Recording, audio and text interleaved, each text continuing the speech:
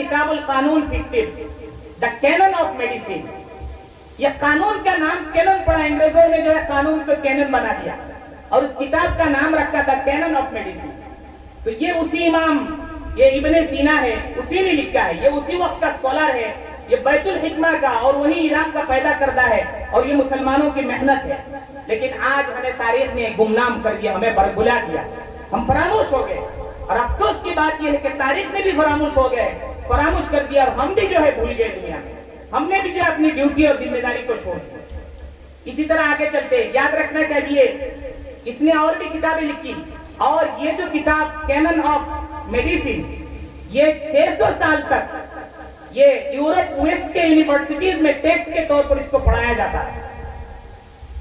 اس کے بعد جو ہے یہ نئی سائنس کی وجودات آئی اور میڈیکل کو جو ہے دوسرے اس کو اجزاء کے طور پر پڑھایا جانے لگا.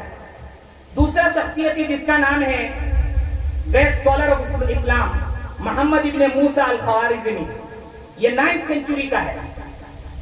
اس کا سب سے بڑا کارنامہ یہ ہے، اس نے جس کا ابھی میں نے حساب کا نام لیا تھا، اسی نے یہی کام کیا کہ ہندوستان سے یہ نمبر لے گیا اور وہاں لے جا کر اس کو ترقی دی اور پھر یہ یورپ والوں کے ویسٹ والوں کے ہاتھ میں لگ گیا. اس نے کتاب لکھی، بڑی زبردست کتاب کا نام ہے الکتاب المختصر فی حساب الجبر والمقابلہ. یہ میں آپ کو الجبرا اور الگورتھم یہ دونوں میں دو ورڈ آپ کو یاد دلانا چاہتا ہوں، یہ اسی کے نام کی طرف منسوب ہے.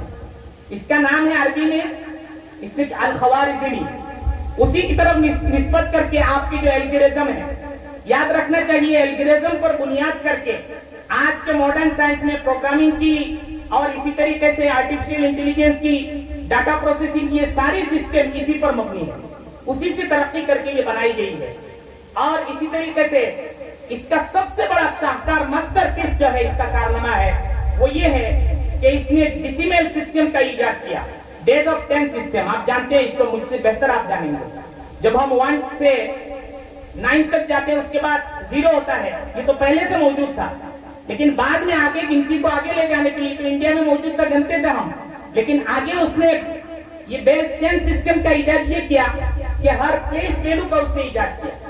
ہم جو کہتے ہیں نا مثلا یہ 11 ہے تو پہلے ہماری زبان میں ایکوک دشک یہ یونٹس، یہ پہلا یونٹ ہے، اور دوسرا جو ہے یہ ٹینس، دوسرا یونٹ 10 یونٹ ہے. اب مثلا 70 ہے تو اس کو ہم کہیں گے 7 یونٹس. تو اس کا ایجاد 7 ٹینس، 1 یونٹس اور 7 ٹینس، یہ جو ایجاد کرنے والا ہے یہی آدمی ہے. تو ہمیں یہ کچھ آدمی ہے، چونکہ ٹائم کم ہے اور مجھے اسی طریقے سے میں آخری پیس کو رکھ کے اور اس کے بعد بات کو ختم کروں گا. یہ آپ کو انتھوزیاسٹک بننے کے لیے اور اپنے اسٹڈی کو بہت آگے لے جانے کے لیے کہ آپ بھی اس قوم کے لیے رہنما بنے، آپ بھی سائنٹسٹ بنے. اور میں یہ کہنا چاہتا ہوں کہ آپ اس اسٹڈی کو صرف دنیا کی اسٹڈی نہ سمجھیں. یہ ہماری یہ غلطی ہے کہ ہم مدرسے کی اسٹڈی کو عبادت تو سمجھتے ہیں لیکن اسکول اور کالجز کے اسٹڈی کو عبادت نہیں سمجھتے. یہ بڑے افسوس کی بات ہے. یہی وجہ ہے کہ مدرسے میں تو پیسہ ہم قوم دیتے ہیں، نیشنل دیتے ہیں، لیکن اس اسکولوں میں بچوں کو خود تنہا پیسہ پے کرنا پڑتا ہے. یہ بڑے افسوس کی بات ہے. اس وجہ سے اس سسٹم کا ویسا نرشمنٹ نہیں ہوا جیسا ہونا چاہیے تھا. دیکھیے ہندوستان کی آزادی کے بعد مولانا نے جو ہے اس تعلیم کو، ایجوکیشن کو 2 حصوں میں بانٹ دیا. ایک کو ریلیجس اسٹڈی کے لیے الگ کر دیا اور ایک دنیا کی اسٹڈی کے لیے الگ کر دیا. اس کی وجہ یہ تھی تاکہ جو ہے یہ دونوں ایجوکیشن الگ الگ طریقے سے ترقی کرے. تو علماء نے جو ترقی کی، آپ کو ہر گاؤں میں مولانا ملیں گے، ہر مسجد میں امام ملیں گے، ہر مکتب میں پڑھانے والا کوئی ملے گا. لیکن انفارچونیٹلی آئی ہیو ٹو سے دیٹ کوئی گاؤں میں ایسا نہیں ہے جہاں ڈاکٹر ملتا ہو، انجینئر ملتا ہو، پروفیسر ملتا ہو اور وہاں آپ کی ضروریات کے لیے آپ کو ڈاکٹر مل جائے، آپ کی تمام ضرورت پورا ہو. یہ بڑا افسوس کی بات ہے.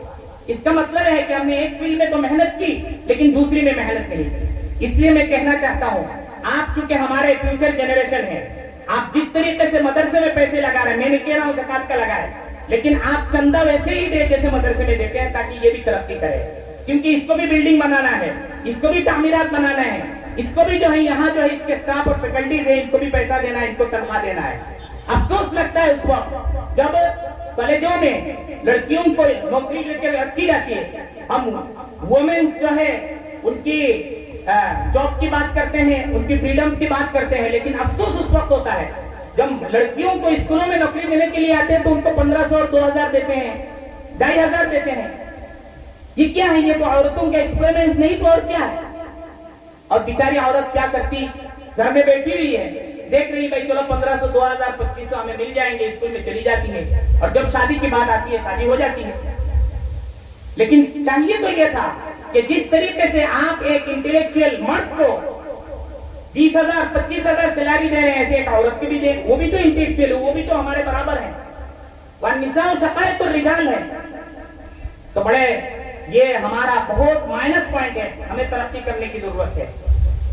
बस चूंकि टाइम बहुत ज्यादा मैंने ले लिया, इसलिए मैं चूंकि और बहुत कुछ आपके सामने रखना था, 2 गोल्डन एरा मैंने प्रिपेयर करके आप सबके के सामने पेश करने के लिए लाया था, लेकिन यहाँ मेरे सामने बहुत ही मुअज़्ज़ज़ शख्सियत है।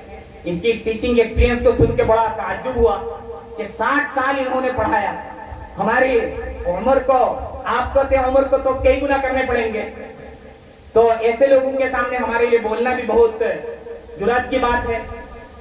अल्लाह ताला इन सब की हयातों में बरकत दे और हमें जो है इन लोगों से इस्तेफादा करने की, इससे फायदा उठाने की जो है हमें अल्लाह ताला तौफीक दे। यार, आई कंक्लूड माय स्पीच व आखिर दावाना अल्हम्दुलिल्लाह।